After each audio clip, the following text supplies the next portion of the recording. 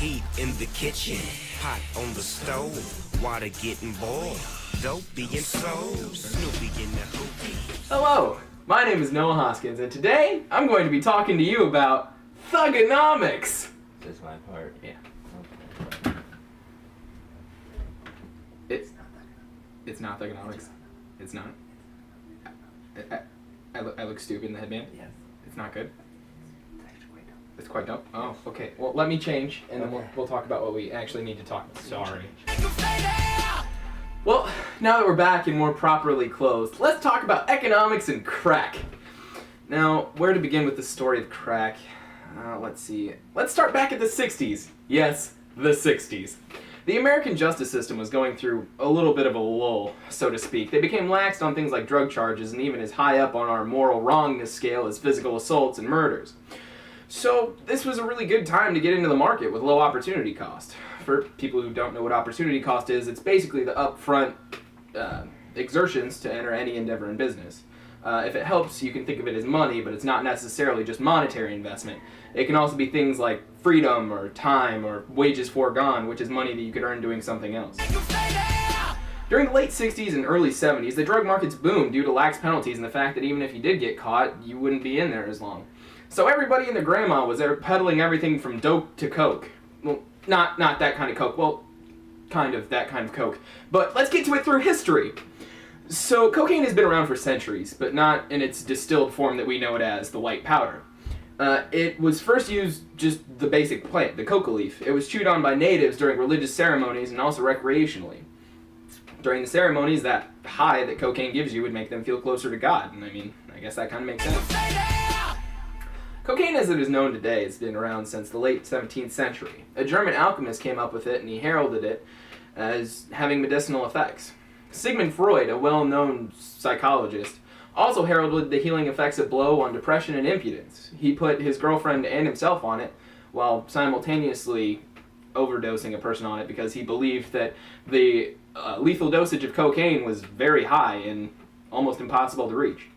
The fluffy white stuff got another path to addict people when it was put into an old favorite of ours, Coca-Cola.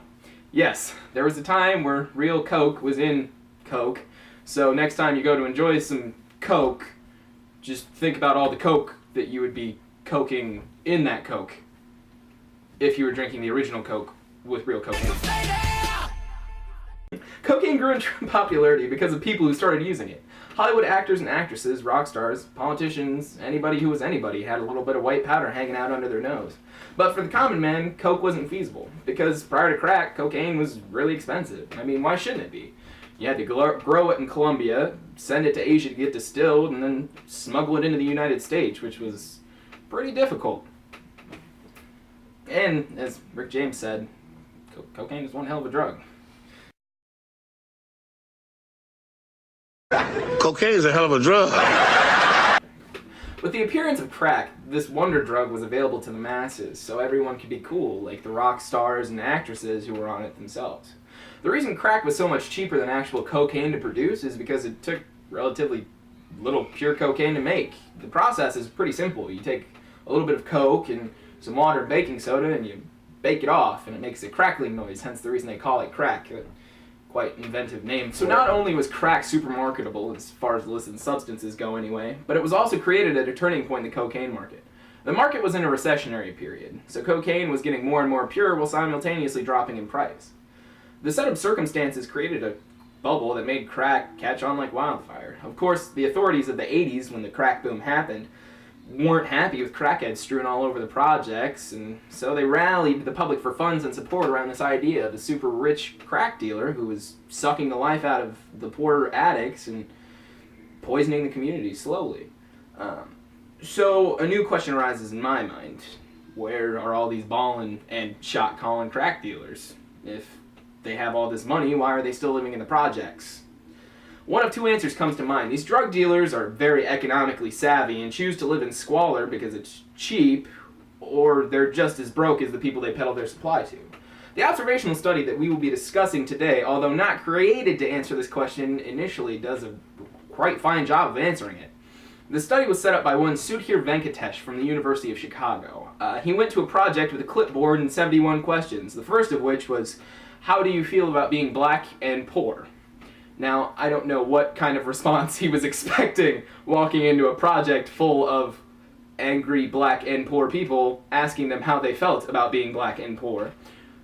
But I'm no statistician, so I guess I can't judge. Nevertheless, Venkatesh walked into a downtown Chicago project and walked in until he found some people.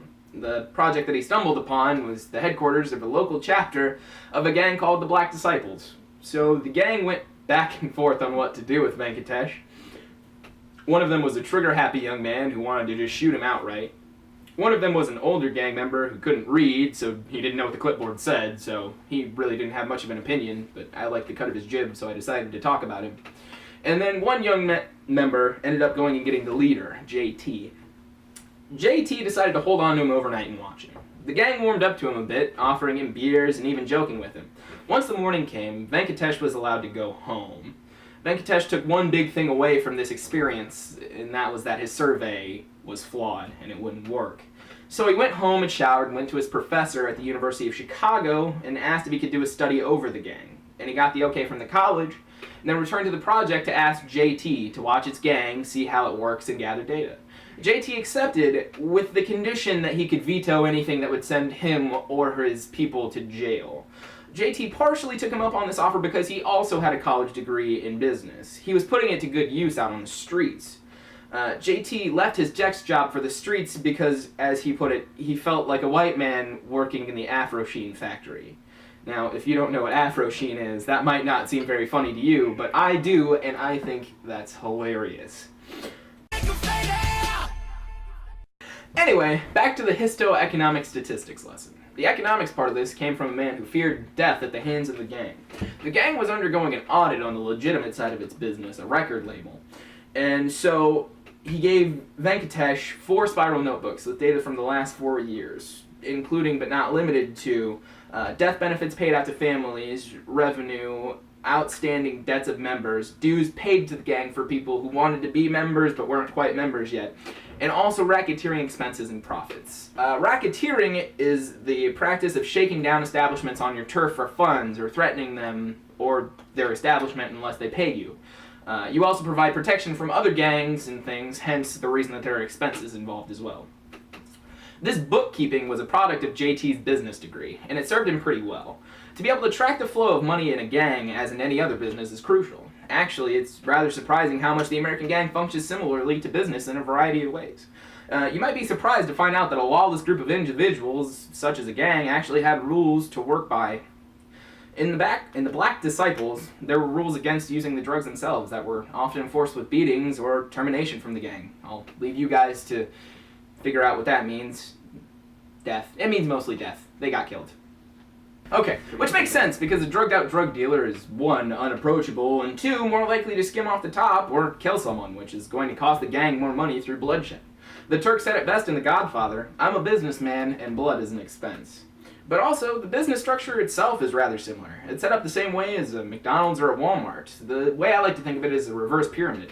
The least amount of money is concentrated on the bottom, where there's the most individuals, and as you climb the ladder, you get more and more money scattered among less people. The gang's monthly monetary intake breaks down like this. They made $24,800 in crack alone, and then another $5,100 in dues and $2,100 in racketeering profits, accruing to a total of $32,000. Enough for about a year of college collected in 1 month. The cost, excluding the wages of the profit, was $5,000 for the actual drug itself. Another $5,000 that we can think of as a licensing fee from the big gang so that this smaller branch can operate. Another $1,300 for mercenaries to fight when things got heated between rival gangs, and $300 in weapons, and another $2,400 in miscellaneous expenses like death benefits and the occasional bribe, as well as a community event. But I'll get back to that point once the math is over, coming to a total of $14,000. So for $14,000 in upfront costs, the gang generated $32,000 in money. The actual excess profit is $18,000. So back to the community events part. This I found kind of interesting. I attribute this PR move to JT's insight as a businessman. He does this to appear to hold up the community while simultaneously sucking the life out of it and leeching it dry, destroying the lives of those he wants to seem he is enriching. But I digress. That 18 grand was broken down into 8,500 and 9,500. JT taking the 8,500 for himself and distributing the remainder around his foot soldiers and dealers to where they end up making about $3.30 an hour. Well below the minimum wage at the time and a lot lower than minimum wage now. A lot of those foot soldiers actually held minimum wage jobs to supplement their meager earnings from the gang. Beside the low wage of the gang life, there was also the risk involved. Using the data from the notebooks, Venkatesh did calculations and found the average amount of times a person was arrested over 4 years was 5.9 times. The number of non-fatal wounds was 2.4, and the chances of being killed was 1 in 4. That's a very risky workplace. So how does this compare to the world's riskiest legitimate workplace? The world's most dangerous legit workplace is lumberjacking, where you have a 1 in 22 chance of dying, which is significantly less than the gang member, and they actually get paid to compensate for that risk. So, then why would anyone sign up for a slaughter at such a low rate of wage? The book Freakonomics offers the explanation that people grow up to be what they looked up to. And as strange as it may sound to you, people in these neighborhoods, especially the young ones, look up to the drug dealers. They see the shine and panache of the leaders, and they want that. It's the same basic principle as people who stand in long lines just to be insulted by Simon Cowell when they sound like a half lemur, half mudkip trying to sing Britney Spears. The allure of the few draws in the many. So the youth who grew up in the squalor sign up to peddle crack thinking that they'll end up hitting it big like the big dealers did, but most of them don't. They either die or realize how bad of an idea peddling drugs is, and then they quit. So ultimately our question is answered as to why drug dealers live in the projects and with their moms. It's not economic savviness, it's because that's all that they can afford, and all that they're likely ever going to be able to afford because of the life that they've chosen for themselves and the high likelihood of death. So while for some crack was a track to the high life, many more it led to more poverty or prison or even death. These gangs built themselves to look like pillars of the society while they leech and steal vitality from the neighborhoods. The issue of drugs will continue until the young ones see it and react like our generation did to cigarettes and wage war. I know it's an old, worn-out cliche, but winners don't do drugs. Until next time.